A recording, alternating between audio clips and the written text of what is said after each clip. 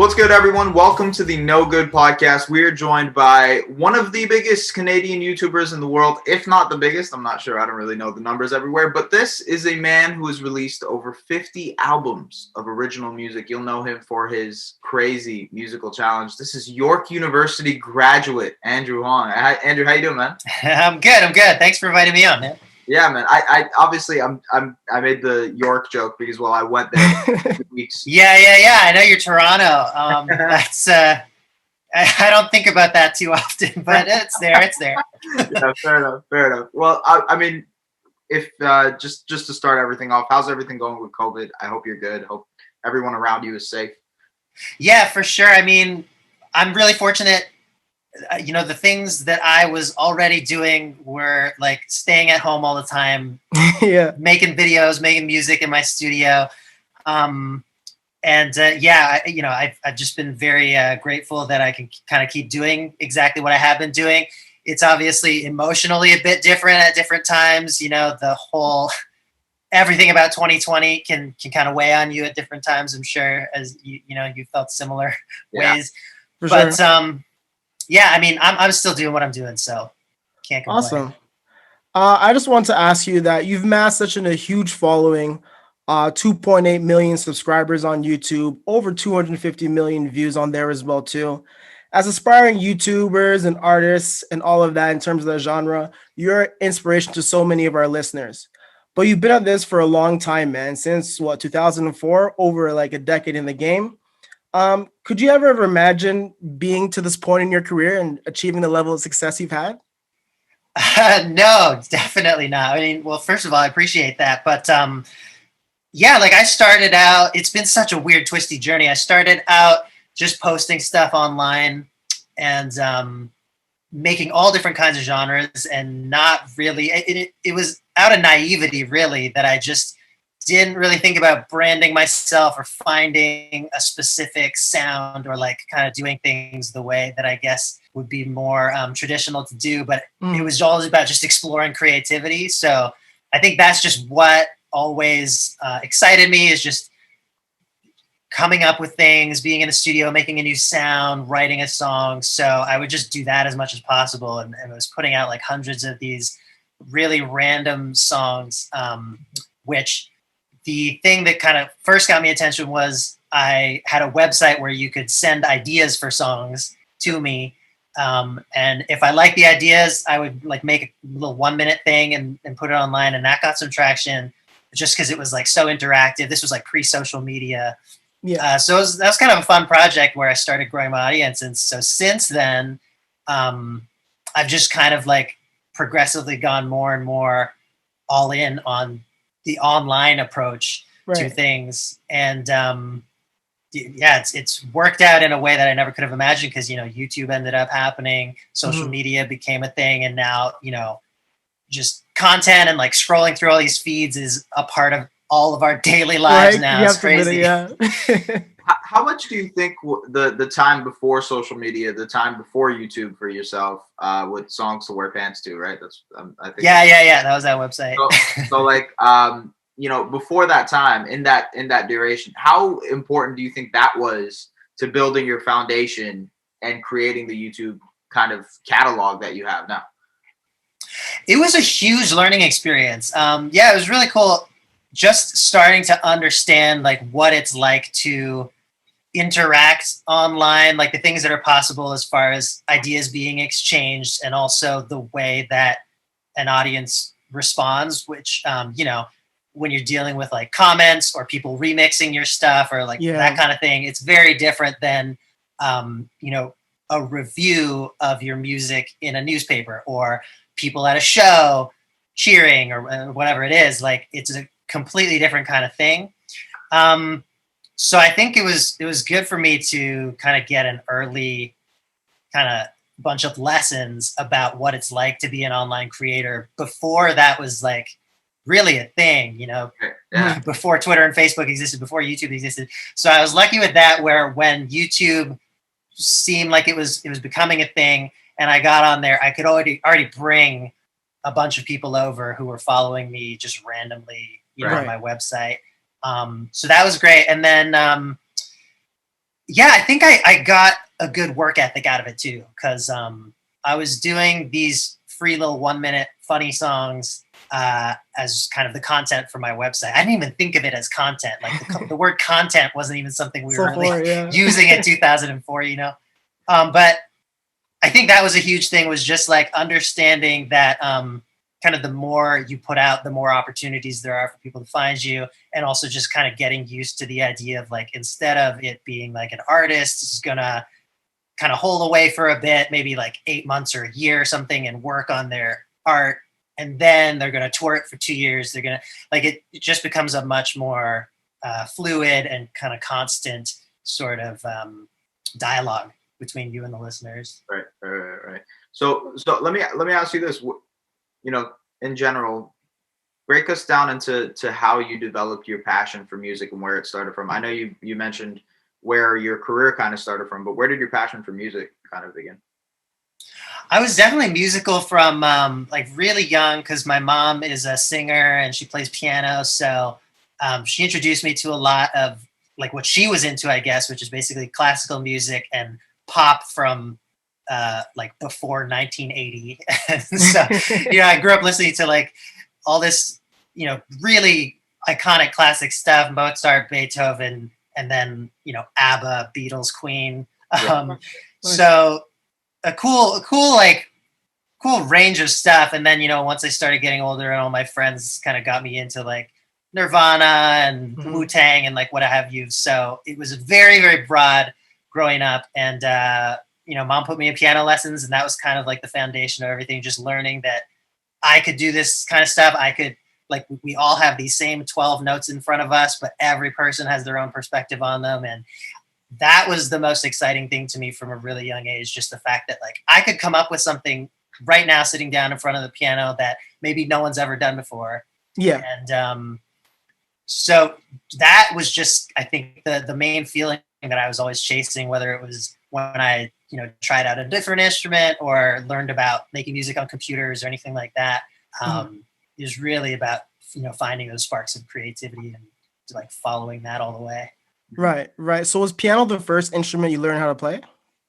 Yeah, I did piano until I was about 14 or 15. And then around that time, I also started picking up like guitar and electric bass. And then that kind of took over because it was just like a cooler instrument, you know. And huge bass fan. Not a bass fan. Yeah. And so it just, you know, slowly like took over my life and became all I wanted to do by the time I was a teenager. And we had a boombox, you know, with two tape decks, I guess. Yeah. And you could record onto one and then move the tape to the other side and play it while you were recording again onto the another tape in the first deck. And so that was where I started learning how to record. And it's like so primitive compared to what you can do now on just like a basic computer or even a phone. But yeah, I fell in love with recording as well, which I think that was a big important piece of it all, because basically right now being able to create your own media is kind of the biggest thing, because distribution is no longer as much of a wall. Yeah. So, you know, you're able to make stuff, you're able to, you know, create your entire kind of package and put it out there. And, you know, hopefully something can hit on social media. This is kind of a loaded question, but you've had the chance to do a lot over your career. What is the thing you are most proud of? Whoa, that's a good question. It's loaded. I know. I'm sorry.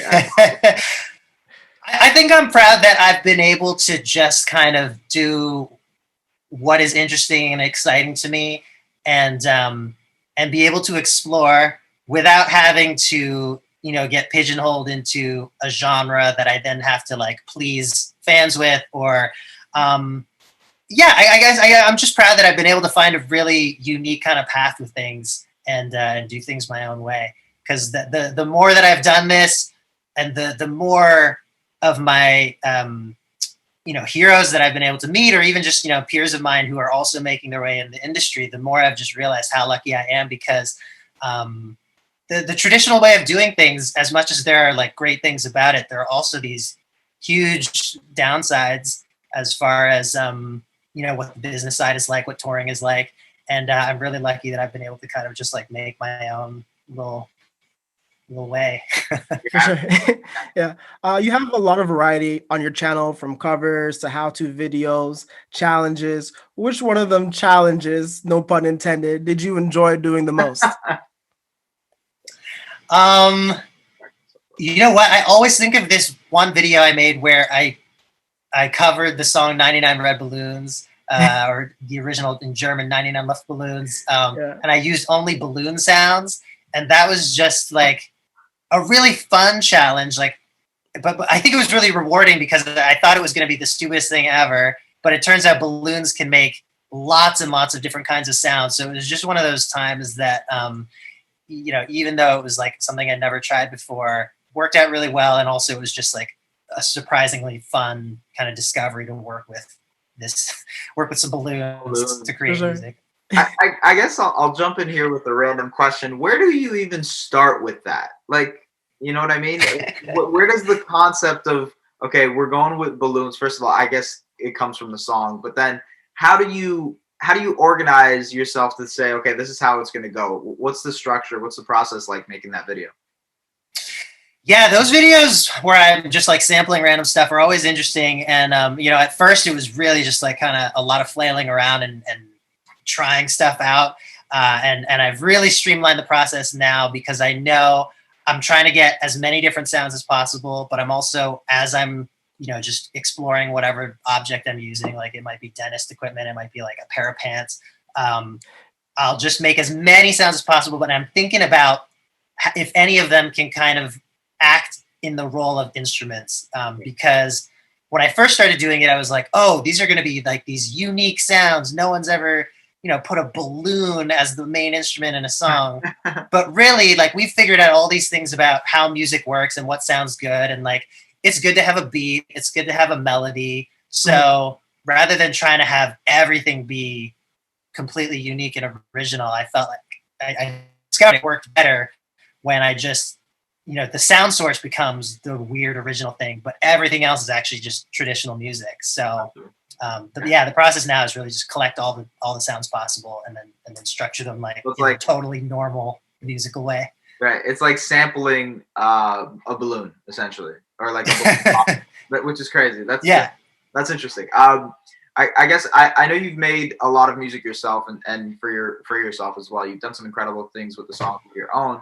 But do you ever consider what your life would be like or what your career would be like if you had fully decided, all right, Andrew Huang is an artist. I'm going to go ahead and, like, you know, I know you're on Spotify and things like that as well, but what if you were to just solely do that and not do the YouTube side? Have you ever thought of that? I've thought of it, but it never really sticks because I can think because the sounds that I'm into are so broad and they're, you know, I'm always getting interested in new things and kind of like changing what, you know, genres I'm exploring. It never has felt like I could do things the normal artist way and like really brand around a sound or a feeling. So yeah, I just mainly have been kind of trying to like be myself, I guess, if there's, you know, one way to put it, where, you know, a few years ago, I took a few photos and that's been like my profile pic for like 4 or 5 years. And I'm just like, that's me, whatever. Like I'm not that interested in, as much as I appreciate it when other artists like build this beautiful, like cinematic, creative, artistic image. You know, I just spend that time making other music. So yeah. Oh man, I gotta tip my hat off to you, man. Vine, YouTube, TikTok, it doesn't matter. You have the best song challenges. What influenced you to create certain sounds and get into that creative space for when you're making music? I don't know if it ever turns off, really. Yeah, I wake up ready to go, you know? Nice. Awesome. Yeah, I feel like I'm always, my ears are always open. So yeah, there's always something exciting to find. I recently watched one of your videos, rapping without a letter E, and oh yeah, I just thinking about that because me and Nate have made music before. The process of thinking about, like, you know, removing the letter E from every verse I've ever had. I don't think I would have a verse. You know what I mean? So how hard was it for you to do that? That was a tough one for sure, and it's not the way I usually. It's not the type of challenge that I usually end up with, and it was just something I thought of because, like, I heard that E was the most common letter of the alphabet, so I was like, let's just try this out. Like, it's going to be something to keep things interesting for me as a challenge, and it was a lot of thesaurus use for sure. It was like, this is what I want to try and say, but like, what are all the words I could actually use that don't have the letter E in it? But yeah, at first it was like really challenging, but then I just got in a flow of it, of like, look up different words, see what I could fit in, see what I want to say, how it all fits. Yeah. It's just adding like one more layer on top of what it's like to write a rap. Wow. Right. I just want to ask you, what advice would you give to an upcoming musician who wants to use YouTube as an outlet for their craft and making music? That's a great question. I mean, YouTube obviously has been huge for me, and I think there's so many different approaches that you can take with it. One of the things that someone who I met early on who was doing really well on YouTube told me is that basically YouTube is the second largest search engine in the world behind Google, obviously. And so there's, millions and millions of people on it all the time, just like looking for stuff, just typing things in to YouTube.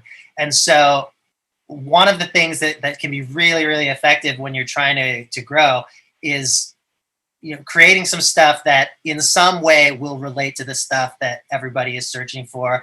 And I think there are ways to do that where, of course, it's the way a lot of content works. It's very like attention grabby. It's just like, what was the biggest news headline today? Like, I'm going to make a bunch of content about that. But doing cover songs of things that are like either, have stood the test of time or that are popular right now, putting your own unique sound and spin on it. And I think actually another big thing I think is just being consistent with like putting stuff out, creating content on the regular, and maybe, if you can commit to like one thing a month or one thing a week, that will be so much better at the beginning than like trying to make the best thing ever and putting it out whenever it happens to be done. Cause just the consistency, makes you learn so much more about what works and what doesn't and what you even like to do. So I think trying to commit to some kind of regular posting schedule is super huge. Well, I know you're essentially a pioneer of the YouTube game, realistically, with over a decade under your belt. We got to give you a salute for that. Well, thanks. Round of applause. But YouTube is constantly changing, especially with the algorithm and everything they changed to kind of, just make it a little bit harder on people. I'll ask you the question: how did you adapt to the changing algorithm, to the changing landscape of YouTube over the years? Yeah, it's been interesting, and the algorithm is a super complicated thing that is always changing. It's just a big machine learning thing, and so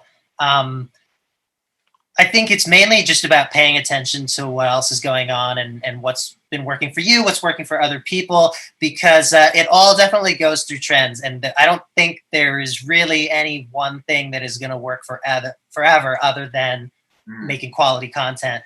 So, clickbait, I think was, it's gone through different trends. Like there's been like the really, really like exciting, intriguing headlines that don't give anything away. And then there's the ones where it's just like, we're going to say exactly what we're doing, but we're doing a freaking ridiculous thing. So like, you really want to see it. Or, all the stuff where for a couple of years, people were tagging like the emotion of the video, like scary or, whatever it was.